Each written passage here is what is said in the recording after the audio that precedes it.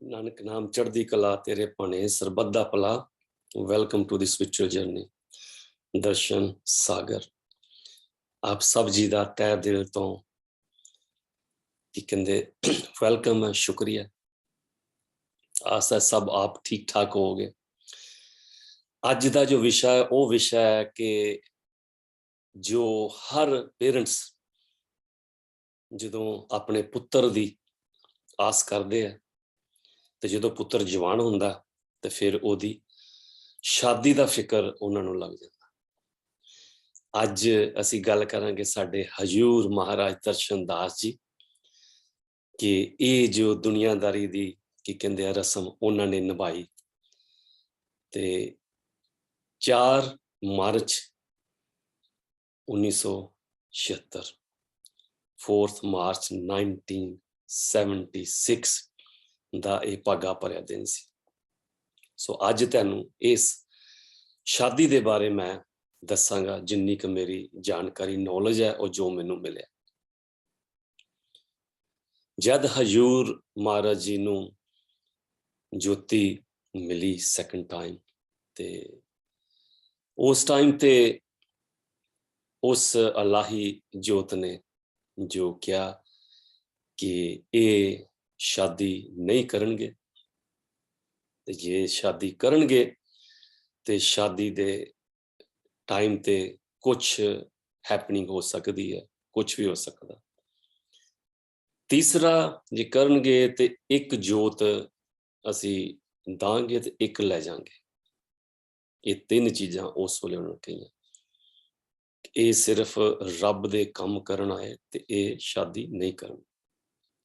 सो हर माँ बाप की जिद्दां मैं क्या ख्वाहिश हुंदी है कि उन्हां दा बच्चा जद कि इको एक पुत्र होवे ते उन्हां दा बेटा शादी करे ताकि गां उन्हां दी जो कुल है वो चलती रहे। सो कहंदे है कि इन्नी जल्दी रब नूं समझना जो ताकत नूं समझना किसी दे हथ वस नहीं हुंदा। इस तरह पापा जी माता जी उन्हां दे भी मेरा ख्याल इन्ना अंतरयामता नहीं सी कि भी वो ये सोच सकन कि ये रब अल्लाह ही बंदा ते भी शादी नहीं करेगा। पर दुनिया च रहन वास्ते दुनिया दे नाल सांझ रखन वास्ते हर पेरेंट्स जो है वो इहो ही सोचता है। ते जद कि 2 सिस्टर ते एक ही पुत्र होवे ते सब नूं एक पुत्र ओहदा सहारा बने। जदों ये गल पेरेंट्स ने सुनी, पापा जी ते माता ने सुनी ते वो इस गल ते बहुत परेशान सी कि ये नहीं कि इन्हां दा विआह होना चाहिए। फिर किसी एक महाराज संगत च क्या करते सी कि संगत 21 दर्जे है ते असी 20 दर्जे हैं ते संगत दी कही हुई गल जो है दिल तो तह तो असी उन्हों नहीं मोड़ते। सो जदों पापा जी माता जी ने सेवकां दे नाल गल कीती जेड़े बहुत उस वेले क्लोज सीगे, जिन्हां च साडे बाऊ जी दास ओम प्रकाश जी फादर जी भी सन कि भी इदां इदां गल है भी तुसी किस तरह करो, वो तुहाडी सुनदे है ते वो शादी करन।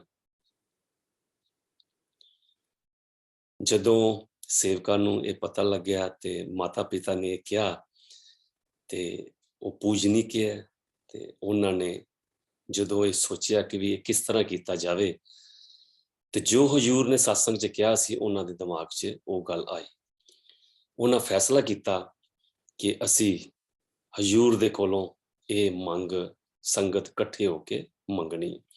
सो कपूरथला ते जलंधर दी संगत ने ये दिन मिथ्या ते 21 बंदियां दा जो सेवकां दा टोला पैदल कपूरथला जलंधर रल के वटाला नूं रवाना होए।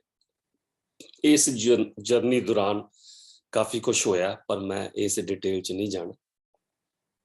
आखिरकार ये पैदल बटाला डेरा पहुंचे। उत्थे पहुंचण तो पहला हजूर महाराज जी नूं पता लग चुका सी कि सेवक पैदल आ रहे हैं, वो जानी जान, पर उन्होंने कोई चीज़ का जिक्र नहीं किया। जदों ये जत्था बटाला डेरा साहब पहुंचा तो हजूर ने खुद इन्हां दा तह दिल तो की कहते शुक्रिया अदा किया। और उस वेले ਜੈਕਾਰਿਆਂ ਦੇ ਨਾਲ ਸਾਰਾ ਕਹਿੰਦੇ ਆ ਕਿ ਵੀ ਡੇਰਾ ਗੂੰਜ ਉੱਠਿਆ।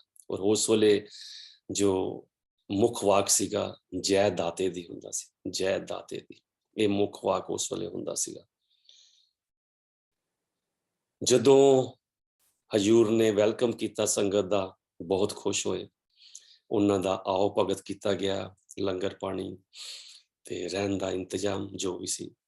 ਉਸ ਤੋਂ ਬਾਅਦ ਸਤਸੰਗ ਹੋਇਆ। ਸਤਸੰਗ ਤੋਂ ਬਾਅਦ ਫਿਰ ਹਜ਼ੂਰ ਸਾਰਿਆਂ ਜਾ ਕੇ ਬੈਠ ਕੇ, ਜਦੋਂ ਬੈਠ ਗਏ ਤੇ ਉਸ ਵੇਲੇ ਫਿਰ ਸੰਗਤ ਨੇ ਕਿਹਾ ਕਿ ਅਸੀਂ ਆਪ ਜੀ ਕੋਲੋਂ 5 ਚੀਜ਼ਾਂ ਵਚਨ ਲੈਣੇ ਆ।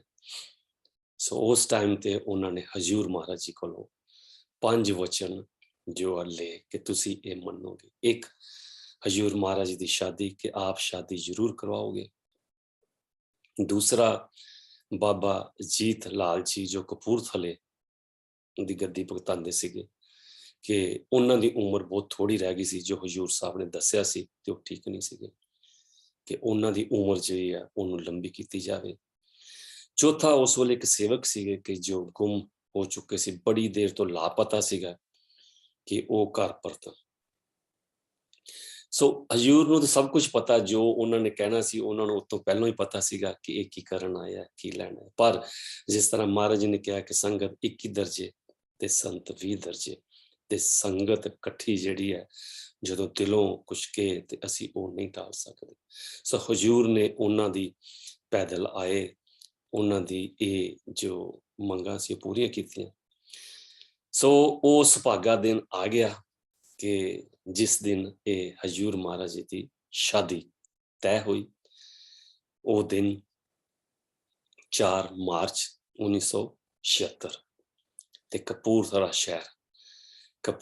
ਸ਼ਹਿਰ ਚ ਹਜ਼ੂਰ ਮਹਾਰਾਜ ਜੀ ਦਾ ਜੋ ਰਿਸ਼ਤਾ ਤੈਅ ਹੋਇਆ। ਤੇ ਮਾਤਾ ਜੀ, ਊਸ਼ਾ ਮਾਤਾ ਜੀ ਨੇ ਦੱਸਿਆ ਸੀ ਇੱਕ ਵਾਰ ਕਿ ਵੀ ਉਹਨਾਂ ਨੇ ਖੁਦ ਕਿਹਾ ਸੀ ਕਿ ਹਾਂ ਕਿ ਅਸੀਂ ਸ਼ਾਦੀ ਕਰਾਂਗੇ। ਚਲੋ, ਮਾਤਾ ਕਰਤਾਰ ਕੌਰ, ਜਿਨ੍ਹਾਂ ਨੂੰ ਭਾਬੋ ਜੀ ਕਹਿੰਦੇ ਸੀ, ਮਹਾਰਾਜ ਦੇ ਸਾਸੂ ਜੀ, ਤੇ ਪਿਤਾ ਅਮਰਨਾਥ, ਜਿਨ੍ਹਾਂ ਨੂੰ ਪਟਵਾਰੀ ਜੀ ਕਿਹਾ ਕਰਦੇ ਸੀ। ਪਟਵਾਰੀ ਜੀ, ਜਿਸ ਤਰ੍ਹਾਂ ਪਹਿਲਾਂ ਵੀ ਕਿਹਾ ਕਿ ਮਹਾਰਾਜ ਦੇ ਸੋਹਰਾ ਸਾਹਿਬ ਜੀ ਬਹੁਤ ਹੀ ਸ਼ਾਂਤ ਸੁਭਾਅ ਦੇ, ਹਰ ਵੇਲੇ ਹੱਥ ਜੋੜ ਕੇ ਜਦੋਂ ਮਹਾਰਾਜ ਜੀ ਨੇ ਉੱਥੇ ਆਉਣਾ ਤੇ ਬੈਠ ਜਾਣਾ, ਕਿਉਂਕਿ ਉਹਨਾਂ ਨੂੰ ਪਹਿਲੋਂ ਦੀ ਲਗਨ ਲੱਗੀ ਹੋਈ ਸੀ, ਕਿਉਂਕਿ ਇਹ ਪਰਿਵਾਰ ਰਾਧਾ ਸੁਆਮੀ ਮਹਾਰਾਜ ਜੀ ਦੇ ਨਾਲ ਜੁੜੇ ਸੀਗੇ, ਉੱਥੋਂ ਨਾਮ ਪ੍ਰਾਪਤ ਕੀਤਾ ਹੋਇਆ ਸੀ। ਇਸ ਕਰਕੇ ਉਹਨਾਂ ਨੂੰ ਪਤਾ ਸੀ ਕਿ ਗੁਰੂ ਮਹਾਰਾਜ ਜੀ ਕੌਣ ਨੇ, ਕਿੱਦਾਂ ਹੁੰਦੇ ਨੇ, ਤੇ ਸੰਤਾਂ ਦਾ ਕਿੱਦਾਂ ਇਹ ਕਰਨਾ ਚਾਹੀਦਾ। ਸੋ ਇਹ ਸੰਤਾਂ ਦੇ ਲੜ ਲੱਗੇ ਸੀ, ਤੇ ਅੱਗੇ ਉਹਨਾਂ ਨੂੰ ਰੱਬ ਕੀ ਕਹਿੰਦੇ ਕਿ ਉਹਨਾਂ ਦੇ ਘਰ ਇੱਕ ਜਵਾਈ ਬਣ ਕੇ ਆ ਗਿਆ। ਉਸ ਟਾਈਮ ਤੇ ਕਹਿੰਦੇ ਆ ਕਿ ਬਰਾਤ ਹੁੰਦਾ ਸੀ ਕਿ ਰਾਤ ਰਹਿੰਦੀ ਸੀਗੀ, ਤੇ ਹੁਣ ਕਿਸੇ ਹਜ਼ੂਰ ਮਹਾਰਾਜ ਦੇ ਸੇਵਕ ਬਹੁਤ ਸੀਗੇ, ਫਿਰ ਰਿਸ਼ਤੇਦਾਰ ਵੀ ਸੀਗੇ, ਤੇ ਕਈ ਵਾਰੀ ਹੁੰਦਾ ਸੀ ਕਿ ਜੰਝ ਘਰ 'ਚ ਜਗ੍ਹਾ ਥੋੜੀ ਹੁੰਦੀ ਸੀ। ਕਈ ਵਾਰੀ ਇਹ ਵੀ ਹੁੰਦਾ ਸੀ ਕਿ ਜਿਹੜੇ ਥਾਂ ਤੇ ਤੁਸੀਂ ਢੁਕਣ ਜਾਣਾ, ਕੁੜੀ ਵਾਲੇ ਉਹਨਾਂ ਦੀ ਡਿਮਾਂਡ ਹੁੰਦੀ ਸੀਗੀ ਕਿ ਵੀ ਤੁਸੀਂ ਕਿੰਨੀ ਬਰਾਤ ਲਿਆ ਸਕਦੇ ਹੋ। ਤੇ ਉਸ ਟਾਈਮ ਦੇ ਦੌਰਾਨ ਮੈਨੂੰ ਇੰਨਾ ਵੀ ਪਤਾ ਕਿ ਜਦੋਂ ਮੈਂ ਵੀ ਕਿਹਾ ਕਿ ਮੈਂ ਵੀ ਜਾਣਾ, ਤੇ ਹੋਰਾਂ ਨੇ ਵੀ, ਤੇ ਡੈਡੀ ਨੇ ਕਿਹਾ ਸੀ ਕਿ ਉੱਥੇ ਥੋੜੇ ਜਾ ਸਕਦੇ ਆ, ਕਿਉਂਕਿ ਉਸ ਵੇਲੇ ਕੁਛ ਗੌਰਮੈਂਟ ਨੇ ਲਾਗੂ ਕੀਤਾ ਸੀ ਕਿ ਵੀ ਬਰਾਤ ਦੇ ਵਿੱਚ 101 ਜਾਂ 151 ਜਾਂ ਕੁਛ ਏਦਾਂ ਸੀਗਾ ਕਿ ਵੀ ਇੰਨੇ ਬਰਾਤ 'ਚ ਜਾਣੇ ਚਾਹੀਦੇ ਆ, ਕੰਟਰੋਲ ਕਰਨਾ ਚਾਹੁੰਦੇ ਸੀ ਕਿ ਵੀ ਲੋਕਾਂ ਦਾ ਖਰਚਾ ਨਾ ਵਧੇ। ਤੇ ਮੈਨੂੰ ਯਾਦ ਹੈ ਕਿ ਮੈਂ ਸਾਈਕਲ ਤੇ ਚੋਰੀ ਉਸ ਮੁਹੱਲੇ 'ਚ, ਜਿਹੜਾ ਕਿ ਸਾਡੇ ਘਰ ਤੋਂ, ਸਾਡੀ ਗਲੀ ਤੋਂ 10 ਮਿੰਟ ਦਾ ਸਾਈਕਲ ਤੇ ਰਸਤਾ ਸੀਗਾ, ਤੇ ਦਾਸ ਸਾਈਕਲ ਤੇ ਗਿਆ ਸੀ, ਕਿਉਂਕਿ ਉਸ ਤੋਂ ਪਹਿਲਾਂ ਜਦੋਂ ਬਰਾਤ ਆ ਚੁੱਕੀ ਸੀ ਤੇ ਮਹਾਰਾਜ ਜੀ ਨੇ ਸਾਰੇ ਸੇਵਕਾਂ ਨੂੰ ਕਿਹਾ ਸੀ ਤੁਸੀਂ ਸਟੈਂਡ ਬਾਈ ਰਹਿਣਾ, ਠੀਕ ਹੈ, ਕਿ ਤੁਸੀਂ ਅਜੇ ਨਹੀਂ ਆਣਾ। ਤਾਂ ਜਦੋਂ ਉੱਥੇ ਨਾਰਾਇਣ ਮੰਦਿਰ ਕਪੂਰਥਲੇ 'ਚ ਹੁੰਦਾ ਸੀ, ਤੇ ਉਹਨਾਂ ਦੀ ਸਰਾਹ ਹੁੰਦੀ ਸੀ, ਉੱਥੇ ਜੰਝ ਘਰ ਸੀਗਾ ਜਿੱਥੇ ਮਹਾਰਾਜ ਜੀ ਦੀ ਬਰਾਤ ਉੱਥੇ ਉਤਾਰਾ ਕੀਤਾ ਗਿਆ।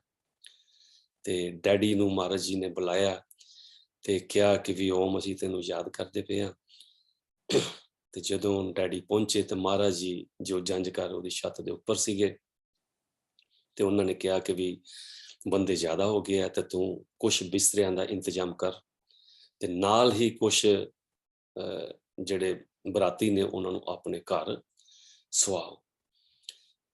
ਸੋ ਰਾਤ ਨੂੰ ਫੇਰੇ ਹੁੰਦੇ ਸੀ। ਮਹਾਰਾਜ ਜੀ ਦੇ ਜੋ ਫੇਰੇ ਆ ਉਹ ਬੇਦੀ ਦੇ ਹੋਏ ਤੇ ਉਸ ਵੇਲੇ ਦੇ ਜੋ ਪੰਡਤ ਸੀਗੇ ਕਪੂਰਥਲੇ ਦੇ, ਉਹਨਾਂ ਨੇ ਮਹਾਰਾਜ ਜੀ ਦੇ ਜੋ ਫੇਰੇ ਕਰਨੇ ਸੀਗੇ। ਕਾਫੀ ਕੁਛ ਹੋਇਆ, ਕਾਫੀ ਕੀ ਕਹਿੰਦੇ ਨਜ਼ਾਰੇ ਹੋਏ ਤੇ ਪਰ ਜੋ ਮੇਨ ਉਸ ਦਿਨ ਦੋ ਮਹਾਰਾਜ ਜੀ ਦੇ ਕੌਤਕ ਹੋਏ ਕਿ ਜਦੋਂ ਰਾਤ ਨੂੰ ਮੰਡਪ ਦੇ ਵਿੱਚ ਅਗਨੀ ਦਾ ਪ੍ਰਵੇਸ਼ ਕੀਤਾ ਗਿਆ, ਅਗਨੀ ਜਲਾਈ ਗਈ ਤੇ ਧੂਆਂ ਬਹੁਤ ਸੀ ਤੇ ਧੂਆਂ ਜਿਹੜਾ ਮਹਾਰਾਜ ਜੀ ਦੀਆਂ ਅੱਖਾਂ ਵੱਲ ਜਾ ਰਿਹਾ ਸੀ ਤੇ ਅੱਖਾਂ 'ਚ ਪੈ ਰਿਹਾ ਸੀ ਤੇ ਹਜ਼ੂਰ ਮਹਾਰਾਜ ਜੀ ਨੇ ਕੁਛ ਆਪਣੇ ਕੌਤਕ ਖੇਡਿਆ ਤੇ ਉਹਨਾਂ ਨੇ ਉਹ ਧੂਏਂ ਦੇ ਕਾਰਨ ਇੱਕ ਬਹਾਨਾ ਬਣਾ ਕੇ ਆਪਣੀ ਇੱਕ ਅੱਖ ਏਦਾਂ ਕਰ ਲਈ ਕਿ ਜਿਸ ਤਰ੍ਹਾਂ ਇੱਕ ਅੱਖ ਤੋਂ ਉਹਨਾਂ ਨੂੰ ਦਿਖਦਾ ਨਾ ਹੋਵੇ ਤੇ ਕਾਫੀ ਦੇਰ ਉਹ ਏਦਾਂ ਰਹੇ ਤੇ ਜਿਹਦੇ ਕਰਕੇ ਜਿਹੜੇ ਰਿਸ਼ਤੇਦਾਰ ਸੀਗੇ ਤੇ ਉਹ ਸਾਹਮਣੇ ਬੈਠੇ ਉਹ ਦੇਖਣ ਕਿ ਵੀ ਕਿਉਂਕਿ ਸਿਹਰੇ ਪਹਿਲਾਂ ਪਾਏ ਹੋਏ ਸੀ ਤੇ ਫਿਰ ਸਿਹਰੇ ਉੱਪਰ ਨੂੰ ਚੁੱਕ ਦਿੱਤੇ ਜਦੋਂ ਫੇਰੇ ਹੁੰਦੇ ਆ। ਉਹ ਕਹਿੰਦੇ ਮੁੰਡੇ ਦੀ ਤੇ ਇੱਕ ਅੱਖ ਹੀ ਜਿਹੜੀ ਇਹ ਨਹੀਂ ਹੈਗੀ ਤੇ ਇੱਕ ਦੂਜੇ ਦੇ ਨਾਲ ਗੱਲਾਂ ਕਰਨ ਲੱਗ ਪਏ, ਚਰਚਾ ਹੋਣ ਲੱਗ ਪਈ, ਯਾਰ ਮੁੰਡੇ ਦੀ ਅੱਖ ਦੇਖੋ ਇੱਕ ਹੀ ਖੁੱਲਦੀ ਪਈ। ਚਲੋ ਫੇਰੇ ਹੋ ਗਏ। ਉਸ ਤੋਂ ਬਾਅਦ ਕੀ ਕਹਿੰਦੇ ਬੈਠਿਆਂ ਜਰਾ ਕੀ ਕਹਿੰਦੇ ਲੱਤਾਂ ਸੋ ਜਾਂਦੀਆਂ ਤੇ ਮਹਾਰਾਜ ਜੀ ਨੇ ਜਾਣ ਕੇ ਆਪਣਾ ਹੋਰ ਕੌਤਕ ਕਰਨਾ ਸੀ। ਜਦੋਂ ਉੱਠੇ ਫੇਰੇ ਲੈਣੇ ਸੀ, ਮਹਾਰਾਜ ਜੀ ਲੰਗੜਾ ਕੇ ਚੱਲਣ ਲੱਗ ਪਏ। ਲੰਗੜਾ ਕੇ ਉਹਦੇ ਨਾਲ ਹੋਰ ਜਿਹੜੇ ਰਿਸ਼ਤੇਦਾਰਾਂ ਦੇ ਦਿਮਾਗ 'ਚ ਇਹ ਆ ਗਿਆ ਕਿ ਮੁੰਡਾ ਤੇ ਲੰਘਾ ਕੇ ਵੀ ਚੱਲਦਾ, ਕਿ ਕਿੱਦਾਂ ਦਾ ਮੁੰਡਾ ਲੱਭਿਆ, ਇੱਕ ਇਹਦੀ ਅੱਖ ਏਦਾਂ ਦੀ ਹੈ, ਇੱਕ ਲੰਘਾ ਕੇ ਚੱਲਦਾ ਪਿਆ। ਸੋ ਇਹ ਚੀਜ਼ ਨੇ ਉਹਨਾਂ ਨੂੰ ਭਰਮ 'ਚ ਪਾ ਦਿੱਤਾ। ਬਾਅਦ 'ਚ ਹਜ਼ੂਰ ਫਿਰ ਨੋਰਮਲ ਹੋ ਗਏ। ਸੋ ਇਹ ਹਜ਼ੂਰ ਦੀਆਂ ਖੇਡਾਂ ਦੇਖੋ। ਰੱਬ ਮਹਾਰਾਜ ਜੀ ਕਹਿੰਦੇ ਸੀ ਜੋ ਧਰਤੀ ਤੇ ਆਂਦਾ ਜਾਂ ਆਇਆ ਵੀ ਸੀਗਾ, ਉਹਨੇ ਉਸ ਤਰ੍ਹਾਂ ਹੀ ਜਨਮ ਲਿਆ ਜਿਸ ਤਰ੍ਹਾਂ ਅਸੀਂ ਆਮ ਜੀਵ ਜਨਮ ਲੈਂਦੇ ਹਾਂ, ਉਸ ਤਰ੍ਹਾਂ ਹੀ ਪਾਲਣ ਪੋਸ਼ਣ ਹੁੰਦਾ ਜਿੱਦਾਂ ਅਸੀਂ ਸਾਡੇ ਆਮ ਜੀਵਾਂ ਦਾ ਹੁੰਦਾ। ਤੇ ਉਹ ਕਹਿੰਦੇ ਕਿ ਉਹ ਸਾਡੇ 'ਚ ਰਹਿ ਕੇ ਉਹ ਸਾਰੇ ਉਹ ਕੰਮ ਕਰਦੇ ਨੇ ਜੋ ਅਸੀਂ ਕਰਦੇ ਹਾਂ, ਪਰ ਸਾਡੇ ਤੋਂ ਉਹ ਵੱਖਰੇ ਹੁੰਦੇ ਨੇ। ਜਿਸ ਤਰ੍ਹਾਂ ਹੰਸ ਪਾਣੀ ਦੇ ਵਿੱਚ ਕਹਿੰਦੇ ਆ ਕਿ ਰਹਿੰਦਾ ਹੋਇਆ ਵੀ ਉਹਦੇ ਜਿਹੜੇ ਆ ਫਰ ਗਿੱਲੇ ਨਹੀਂ ਹੁੰਦੇ। ਜਦੋਂ ਚਾਹੁੰਦਾ ਉਹ ਉਡਾਰੀ ਸੁੱਕੇ ਪਰਾਂ ਨਾਲ ਉਡਾਰੀ ਮਾਰ ਲੈਂਦਾ ਤੇ ਪਾਣੀ 'ਚ ਕਿੰਨੇ ਘੰਟੇ ਖੜਾ ਰਹਿੰਦਾ ਮੱਛੀ ਨੂੰ ਫੜਨ ਵਾਸਤੇ। ਸੋ ਕਹਿੰਦੇ ਸੰਤ ਮਹਾਤਮਾ ਇਸ ਤਰ੍ਹਾਂ ਦੇ ਹੁੰਦੇ ਨੇ, ਕੋਈ ਜੱਗ 'ਚ ਰਹਿੰਦੇ ਵੀ ਉਹ ਜੱਗ ਦੇ ਵਿੱਚ ਭਿੱਜਦੇ ਨਹੀਂ, ਜੱਗ ਦੀਆਂ ਚੀਜ਼ਾਂ 'ਚ ਨਹੀਂ ਭਿੱਜਦੇ। ਸੋ ਸਾਡੇ ਹਜ਼ੂਰ ਮਹਾਰਾਜ ਜੀ ਦਾ ਅੱਜ ਕੀ ਕਹਿੰਦੇ ਆ ਕਿ ਸਾਲਗਿਰਾ, ਸ਼ਾਦੀ ਦਾ ਦਿਹਾੜਾ, ਬਾਬਾ ਜੀ ਦਾ ਵਿਆਹ ਆ ਤੇ ਆਪ ਸਭ ਨੂੰ ਬਹੁਤ ਬਹੁਤ ਕੀ ਕਹਿੰਦੇ ਆ ਵਧਾਈਆਂ ਤੇ ਹਜ਼ੂਰ ਮਹਾਰਾਜ ਜੀ ਆਪ ਸਭ ਤੇ ਕਿਰਪਾ ਕਰਨ, ਮਿਹਰ ਕਰਨ ਤੇ ਸਦਾ ਆਪਣੇ ਨਾਲ ਜੋੜੀ ਰੱਖਣ। ਕਪੂਰਥਲਾ ਸ਼ਹਿਰ ਵੈਸੇ ਵੀ ਹੋਰ ਗੱਲ ਤੋਂ ਵੀ ਕੀ ਕਹਿੰਦੇ ਆ ਕਿ ਥੋੜਾ ਆਦਰਨੀय ਹੈ ਕਿ ਜਦੋਂ ਮਹਾਰਾਜ ਜੀ ਦੀ ਸ਼ਾਦੀ ਤੇ ਹੋ ਗਈ ਤੇ ਫਿਰ ਮਹਾਰਾਜ ਜੀ ਨੇ ਜਿਹੜਾ ਸ਼ਾਦੀ ਕੀਤੀ ਸੀ, ਉਹ ਸ਼ਾਦੀ ਕੀਤੀ ਸੀ ਕਿ ਵੀ ਮਾਂ-ਬਾਪ ਦੀ ਇੱਛਾ, ਰੱਬ ਦੀ ਨਹੀਂ। ਤੇ ਫਿਰ ਮਹਾਰਾਜ ਜੀ ਘਰ ਟਾਈਮ ਨਹੀਂ ਦਿੰਦੇ ਹੁੰਦੇ ਸੀ ਕਿ ਸ਼ਾਦੀ ਤੋਂ ਬਾਅਦ ਫਿਰ ਹਜ਼ੂਰ ਮਹਾਰਾਜ ਜੀ ਆਪਣਾ ਗਾਜ਼ੀਆਬਾਦ ਚਲੇ ਗਏ। ਗਾਜ਼ੀਆਬਾਦ ਤੋਂ ਬਾਅਦ ਲੋਨੀ ਦਰਬਾਰ ਦੀ ਜਗ੍ਹਾ ਦੇਖ ਲਈ, ਲੋਨੀ ਦਰਬਾਰ ਲੈ ਲਿਆ, ਉੱਥੇ ਫਿਰ ਕੰਮ ਹੋਣਾ ਸ਼ੁਰੂ ਹੋ ਗਿਆ। ਸੋ ਸ਼ਾਦੀ ਤੋਂ ਬਾਅਦ ਹੀ ਦੂਸਰੇ ਸਾਲ 'ਚ ਮਹਾਰਾਜ ਨੈਕਸਟ ਈਅਰ ਮਹਾਰਾਜ ਜੀ 77 ਦੇ ਵਿੱਚ ਉਹਨਾਂ ਨੇ ਦਿੱਲੀ ਜ਼ਿਆਦਾ ਰਹਿਣਾ ਸ਼ੁਰੂ ਕਰ ਦਿੱਤਾ ਸੀ ਤੇ ਘਰ ਇੱਥੇ ਬਟਾਲੇ ਟਾਈਮ ਨਹੀਂ ਦਿੰਦੇ ਹੁੰਦੇ ਸੀ। ਤੇ ਹਰ ਕੀ ਕਹਿੰਦੇ ਕਿ ਸੁਹਾਗਣ ਜਾਂ ਦੁਲਹਨ ਕਹਿ ਲਓ ਕਿ ਉਹਦੀ ਰੀਝ ਹੁੰਦੀ ਹੈ ਕਿ ਵੀ ਵਿਆਹ ਤੋਂ ਬਾਅਦ ਉਹਦਾ ਪਤੀ ਉਹਦੇ ਨਾਲ ਟਾਈਮ ਗੁਜ਼ਾਰੇ, ਉਹਦੇ ਨਾਲ ਟਾਈਮ ਕੱਢੇ। ਫਿਰ ਮਾਂ-ਬਾਪ ਨੂੰ ਵੀ ਇਹ ਸੀਗਾ ਕਿ ਵੀ ਵਿਆਹ ਕੇ ਨੂੰਹ ਘਰ ਆਈ ਹੈ ਤੇ ਮੁੰਡਾ ਇੱਥੇ ਨਹੀਂ ਹੁੰਦਾ ਤੇ ਉਹਨਾਂ ਦੇ ਭਾ ਦਾ ਤੇ ਉਹੀ ਬੱਚਾ ਸੀ ਜੋ ਦਰਸ਼ਨ ਲਾਲ, ਪਰ ਹਜ਼ੂਰ ਨੇ ਕਿਹਾ ਸੀ ਕਿ ਲਾਲ ਮਾਤਾ ਪਿਤਾ ਨੂੰ ਕਿਹਾ ਸੀ ਕਿ ਤੁਸੀਂ ਰੱਖੋ, ਮੈਂ ਦਰਸ਼ਨ ਦਾਸ ਹਾਂ, ਮੈਂ ਰੱਬ ਦੀ ਡਿਊਟੀ ਕਰਨੀ ਹੈ ਤੇ ਮੈਂ ਰੱਬ ਦਾ ਪੁੱਤਰ ਹਾਂ। ਸੋ ਮਾਤਾ ਊਸ਼ਾ ਜੀ ਨੇ ਇਹ ਸੋਚ ਕੇ ਕਿ ਮੈਂ ਆਪਣੇ ਗੁਰੂ ਮਹਾਰਾਜ ਜੀ ਨੂੰ ਪੁੱਛਦੀ ਹਾਂ, ਜਿੱਦਾਂ ਤੁਸੀਂ ਮਹਾਰਾਜ ਜੀ ਕੋਲ ਆਉਂਦੇ ਹੋ ਤੇ ਕਹਿੰਦੇ ਹੋ ਕਿ ਉਹਨਾਂ ਅੱਗੇ ਆਪਣਾ ਸਵਾਲ ਰੱਖਦੇ ਹੋ, ਜਵਾਬ ਰੱਖਦੇ ਹੋ ਆਪਣੇ ਘਰ ਦਾ। ਤੇ ਮਾਤਾ ਊਸ਼ਾ ਜੀ ਨੇ ਵੀ ਚਿੱਠੀ ਲਿਖੀ ਆਪਣੇ ਰਾਧਾ ਸੁਆਮੀ ਮਹਾਰਾਜ ਜੀ ਨੂੰ ਕਿ ਵੀ ਮਹਾਰਾਜ ਜੀ ਕਿ ਵੀ ਆਪ ਕਿਰਪਾ ਕਰੋ ਕਿ ਮੇਰੇ ਪਤੀ ਜੀ ਆ ਉਹ ਘਰ ਟਾਈਮ ਦੇਣ। ਦੂਸਰਾ ਮਾਂ-ਬਾਪ ਦੇ ਇੱਛਾ ਸੀ ਕਿ ਵੀ ਹੁਣ ਵਿਆਹ ਹੋ ਗਿਆ ਤੇ ਹੁਣ ਗਾਂ ਕੋਈ ਬੱਚਾ ਖੇਲੇ ਤੇ ਘਰ 'ਚ ਰੌਣਕ ਹੋਵੇ। ਸੋ ਮਾਤਾ ਜੀ ਨੇ ਚਿੱਠੀ ਲਿਖੀ ਮਾਤਾ ਊਸ਼ਾ ਜੀ ਨੇ ਤੇ ਮਹਾਰਾਜ ਜੀ ਘਰ ਆਏ ਬਟਾਲਾ ਘਰ ਤੇ ਮਹਾਰਾਜ ਜੀ ਨੇ ਮਾਤਾ ਜੀ ਨੂੰ, ਵੱਡੇ ਮਾਤਾ ਜੀ ਨੂੰ ਕਿਹਾ ਕਿ ਅੰਮਾ ਤੈਨੂੰ ਪਤਾ ਕਿ ਊਸ਼ਾ ਨੇ ਚਿੱਠੀ ਲਿਖੀ ਹੈ। ਉਹ ਕਹਿੰਦੇ ਕਿਹਨੂੰ ਚਿੱਠੀ ਲਿਖੀ ਹੈ? ਕਹਿੰਦੇ ਇਹਨੇ ਚਿੱਠੀ ਲਿਖੀ ਆਪਣੇ ਮਹਾਰਾਜ ਜੀ ਨੂੰ ਕਿ ਵੀ ਅਸੀਂ ਘਰ ਟਾਈਮ ਦਈਏ, ਕਿ ਇਹ ਘਰ ਟਾਈਮ ਨਹੀਂ ਦਿੰਦੇ, ਕਿ ਤੁਸੀਂ ਕਿਰਪਾ ਕਰੋ। ਹੁਣ ਆਪ ਜੀ ਇਹ ਜਾਣ ਸਕਦੇ ਹੋ ਕਿ ਸਾਡੇ ਹਜ਼ੂਰ ਮਹਾਰਾਜ ਦਰਸ਼ਨ ਦਾਸ ਅੰਦਰ ਦੀਆਂ ਜਾਣਦੇ ਸੀ। ਜਿਹੜੀ ਗੱਲ ਜੇ ਸਾਡੇ ਅੰਦਰ ਆਣੀ ਹੈ, ਸ਼ੁਰੂ ਹੋਣੀ ਹੈ, ਉਹਨਾਂ ਨੂੰ ਪਹਿਲਾਂ ਪਤਾ ਲੱਗ ਜਾਂਦਾ ਸੀ। ਸੋ ਮਾਤਾ ਊਸ਼ਾ ਜੀ ਦਾ ਲਿਖਿਆ ਲੈਟਰ ਜਦ ਕਿ ਉਹਨਾਂ ਨੂੰ ਪਤਾ ਹੀ ਨਹੀਂ, ਤੇ ਉਹਨਾਂ ਨੇ ਆ ਕੇ ਮਾਤਾ ਜੀ ਨੂੰ ਦੱਸਤਾ ਕਿ ਉਹਨੇ ਕੀ ਲਿਖਿਆ। ਸੋ ਉਸ ਤੋਂ ਬਾਅਦ ਮਾਤਾ ਜੀ ਆਪਣੇ ਪੇਕੇ ਕਪੂਰਥਲਾ ਆਇਆ ਜਾਇਆ ਕਰਦੇ ਸੀਗੇ ਤੇ ਕਪੂਰਥਲਾ ਸ਼ਹਿਰ ਦੇ ਵਿੱਚ ਬਾਬਾ ਜੀਤ ਜੀ ਦੀ, ਬੀਜੀ ਤਲਾਬ ਜੀ ਦੀ ਗੱਦੀ ਲੱਗਦੀ ਸੀਗੀ, ਜਿੱਥੇ ਮੰਗਲਵਾਰ ਤੇ ਵੀਰਵਾਰ ਅਸੀਂ ਕੀਰਤਨ ਕਰਨਾ ਜਾਂਦੇ ਹੁੰਦੇ ਸੀਗੇ ਤੇ ਬਾਬਾ ਜੀ ਕਾਫੀ ਬੰਦਗੀ ਕਰਦੇ ਹੁੰਦੇ ਸੀ। ਸੇ ਮਾਤਾ ਊਸ਼ਾ ਜੀ ਵੀ ਉੱਥੇ ਆਏ। ਉੱਥੇ ਆ ਕੇ ਮਾਤਾ ਊਸ਼ਾ ਜੀ ਕਾਫੀ ਦੇਰ ਬੈਠੇ ਰਹੇ ਤੇ ਮੈਨੂੰ ਯਾਦ ਆ ਕਿ ਬਾਬਾ ਜੀ ਨੇ ਕਾਫੀ ਦੇਰ ਬਾਅਦ ਅੱਖਾਂ ਖੋਲੀਆਂ ਤੇ ਕਿਹਾ ਕਿ ਮਾਤਾ ਜੀ ਅੱਜ ਤੁਸੀਂ 2 ਸਵਾਲ ਲੈ ਕੇ ਆਏ ਹੋ, ਇੱਕ ਕਿ ਮਹਾਰਾਜ ਜੀ ਘਰ ਟਾਈਮ ਦੇਣ ਤੇ ਦੂਸਰਾ ਕਿ ਘਰ ਔਲਾਦ ਹੋਵੇ, ਕਿ ਬੱਚੇ ਵਾਸਤੇ, ਬੱਚੇ ਦੀ ਮੰਗ ਵਾਸਤੇ।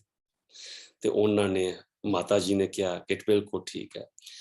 ਤੇ ਉਸ ਟਾਈਮ ਤੇ ਮੈਨੂੰ ਯਾਦ ਹੈ ਕਿ ਵੀ ਬਾਬਾ ਜੀ ਨੇ ਮਾਤਾ ਜੀ ਦੀ ਝੋਲੀ 'ਚ ਫਲ ਪਾਇਆ ਤੇ ਉਹਨਾਂ ਨੂੰ ਕਿਹਾ ਕਿ ਇਹ ਇੱਥੇ ਹੀ ਤੁਸੀਂ ਖਾ ਲਓ, ਇੱਥੇ ਖਤਮ ਕਰੋ, ਤੁਹਾਡੇ ਘਰ 2 ਸੰਤਾਨ ਹੋਣਗੀਆਂ, 2 ਇਹ ਕਹਿੰਦੇ ਕਿ ਪੁੱਤਰ ਹੋਣਗੇ, ਇੱਕ ਅਗਲੇ ਸਾਲ ਤੇ ਇੱਕ 2 ਸਾਲ ਦੇ ਬਾਅਦ।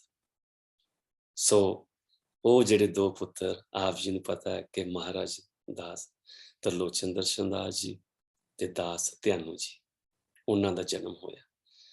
ਸੋ ਆਪ ਜੀ ਦੇਖ ਸਕਦੇ ਹੋ ਕਿ ਗੁਰੂ ਮਹਾਰਾਜ ਜੀ ਜਿਹੜੇ ਖੁਦ ਲੋਕਾਂ ਨੂੰ ਦਿੰਦੇ ਨੇ ਤੇ ਉਹਨਾਂ ਨੇ ਵਡਿਆਈ ਦਿੱਤੀ ਕਿ ਸੇਵਕ ਕੋ ਦੇ ਵਡਿਆਈ ਜੀ, ਠੀਕ ਹੈ, ਆਪਣਾ ਖੇਲ ਰਚਾਉਂਦਾ। ਸੋ ਉਹਨਾਂ ਨੇ ਆਪ ਵੀ ਕਰ ਸਕਦੇ ਸੀ, ਆਪ ਵੀ ਕਹਿ ਸਕਦੇ ਸੀ, ਪਰ ਉਹਨਾਂ ਨੇ ਉਹਨਾਂ ਕੋਲੋਂ ਕਰਵਾਇਆ, ਬਾਬਾ ਜੀ ਜੀ ਕੋਲੋਂ ਕਰਵਾਇਆ। ਤੇ ਇਸ ਲਈ ਕਪੂਰਥਲਾ ਜਿਹੜਾ ਪੂਜਨਯੋਗ। ਤੇ ਅੱਜ ਆਪ ਜੀ ਸਭ ਕੋਲ, ਸਾਡੇ ਕੋਲ ਮਹਾਰਾਜ ਜੀ ਤਰਲੋਚਨ ਦਰਸ਼ਨ ਦਾਸ ਜੀ ਨੇ। ਸੋ ਇਹ ਮਹਾਰਾਜ ਜੀ ਦੀ ਜੋ ਵਿਆਹ ਦੀ, ਬਾਬੇ ਸਾਡੇ ਦਾ ਵਿਆਹ, ਉਹਦੀ ਛੋਟੀ ਜੀ ਸਟੋਰੀ ਆਪ ਜੀ ਨੂੰ ਮੈਂ ਦੱਸਣ ਦੀ ਕੋਸ਼ਿਸ਼ ਕੀਤੀ ਹੈ ਕਿ ਸਾਡੀ ਹਿਸਟਰੀ ਹੈ ਤੇ ਹਿਸਟਰੀ ਨੂੰ ਕਦੇ ਭੁੱਲਣਾ ਨਹੀਂ ਚਾਹੀਦਾ। ਤੇ ਆਸ ਹੈ ਆਪ ਸਭ ਨੂੰ ਹੋਰ ਜਾਣਕਾਰੀ ਮਿਲੀ ਹੋਏਗੀ।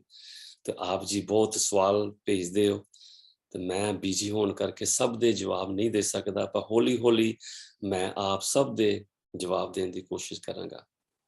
ਅੱਜ ਇਸ ਸ਼ੁਭ ਦਿਨ ਤੇ ਮੇਰੀ ਆਪ ਸਭ ਜੀ ਅੱਗੇ ਇੱਕ ਬੇਨਤੀ ਹੈ ਕਿ ਆਪ ਜੀ ਜਿਹੜੇ ਤਿਲਕ ਨਹੀਂ ਲਗਾਉਂਦੇ, ਤਿਲਕ ਲਗਾਓ। ਜ਼ਰੂਰੀ ਨਹੀਂ ਕਿ ਜਦੋਂ ਸਤਸੰਗ ਤੇ ਜਾਣਾ ਜਾਂ ਮਹਾਰਾਜ ਜੀ ਕੋ ਜਾਣਾ ਉਦੋਂ ਤਿਲਕ ਲਗਾਣਾ, ਨਹੀਂ। ਜਿੱਥੇ ਵੀ ਆਪਨੇ ਜਾਣਾ, ਆਪ ਸਵੇਰੇ, ਰੋਜ਼ ਸਵੇਰੇ ਉਠੋ, ਨਹਾਓ, ਅਰਜ਼ੋਈ ਕਰੋ ਤੇ ਤਿਲਕ ਲਗਾਓ। ਆਪ ਸਭ ਦੇਖਣਾ ਪਲੀਜ਼, ਜਿਹੜੇ ਆਪ ਜੀ ਦੇ ਰੁਕੇ ਹੋਏ ਕੰਮ ਆ ਉਹ ਵੀ ਪੂਰੇ ਹੋ ਜਾਣਗੇ। ਹਜ਼ੂਰ ਕਹਿੰਦੇ ਸੀ ਜਦੋਂ ਤਿਲਕ ਲਗਾਉਂਦੇ ਹੋ ਤੇ ਤੁਸੀਂ ਜਾਂਦੇ ਹੋ ਕਿਸੇ ਵੀ ਕੰਮ ਵਾਸਤੇ ਤੇ ਸਾਹਮਣੇ ਬੈਠੇ ਬੰਦੇ ਦਾ ਸਿੱਧਾ ਤੁਹਾਡਾ ਧਿਆਨ ਤਿਲਕ ਵੱਲ ਪੈਂਦਾ। ਜਦੋਂ ਤਿਲਕ ਵੱਲ ਧਿਆਨ ਪੈਂਦਾ ਤੇ ਉਸ ਵੇਲੇ ਅਸੀਂ ਉੱਥੇ ਮਤਲਬ ਸਾਡੇ ਵੱਲ ਧਿਆਨ ਪੈਂਦਾ ਕਿ ਇਸ ਲਈ ਤਿਲਕ ਲਗਾਓ। ਮੈਂ ਤੈਨੂੰ ਇਹ ਤਾਂ ਕਹਿ ਰਿਹਾ ਕਿ ਮੈਂ ਇਸ ਗੱਲ ਦਾ ਫ਼ਖਰ ਮਹਿਸੂਸ ਕਰਦਾ ਕਿ ਅੱਜ ਤੱਕ ਮੈਨੂੰ ਇਹਦੇ ਨਾਲ ਕਦੀ ਰੁਕਾਵਟ ਨਹੀਂ ਆਈ।